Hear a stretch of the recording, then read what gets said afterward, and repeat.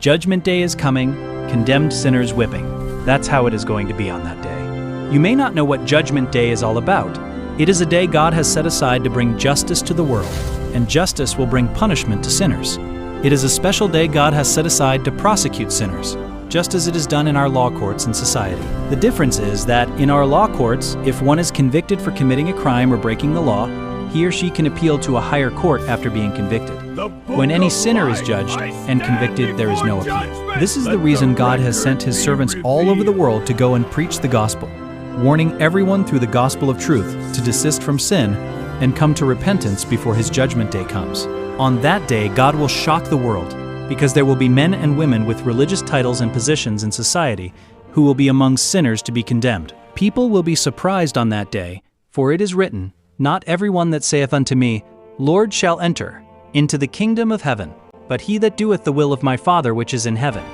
Many will say to me on that day, Lord, Lord, have we not prophesied in thy name? And in thy name have cast out devils? And in thy name done many wonderful works? And then will I profess unto them, I never knew you. Depart from me, ye that work iniquity." Matthew 7:21-23. What a shame. Judgment Day is a day God has set aside that everyone shall stand before Him in His courtroom to give account of how he or she spent the precious life given to him or her, and the kind of activities they engaged in. In our secular courts, not every offense carries life imprisonment or death sentence. Some carry a few years of imprisonment or an amount of fine to pay, depending on the gravity of the offense. But in God's own court, it is not so. In His own, every lawbreaker, sinner, is punishable by eternal death. On that fateful day, God's holy angels, who will stand as God's witnesses against sinners, will read out before the honorable court what the law of God says to offenders and the charges therein. They will read the book of Romans 6:23 that says, "For the wages of sin is death." This is God's verdict against sinners, which means sinning against God or disobeying Him carries death sentence as capital punishment, because it is the highest crime or offense any man or woman God took time to create in His image and likeness can commit against Him. On that day of judgment, the angels of God attached to everyone will submit their case file to God's chamber for necessary actions. They do not only guide and protect people, but also monitor their activities.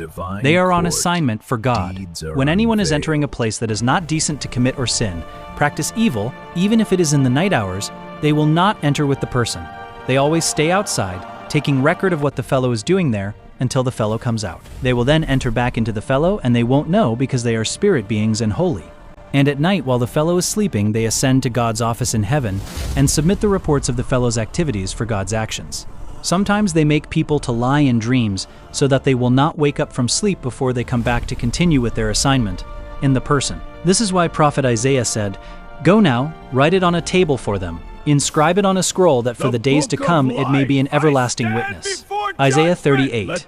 On that judgment day, how you made your money and acquired your properties on earth will all appear on God's television screen. The innocent blood you perhaps shed secretly or openly. All the evils, wickedness against your fellow man God created in His own image and likeness will be revealed. All are documented in the case file to the angels. It is to avoid noise-making and unnecessary argument in the courtroom. They serve as God's intelligent police officers. IP. And no sinner will have access to his account, even if God allows that, because all the solicitors and court judges in the world will also be standing before God, the chief judge of all judges, to answer their own charges. Hell is bottomless, so that it will accommodate as many sinners that will be condemned on the day of judgment to avoid being jam-packed. Revelation 9:1-2. On that fateful day, after reading the charges against you, He will not ask you guilty or not guilty, as the whole system He has adopted to use in search of you. Amos 4:6-11, 2 Chronicles 16:11-13.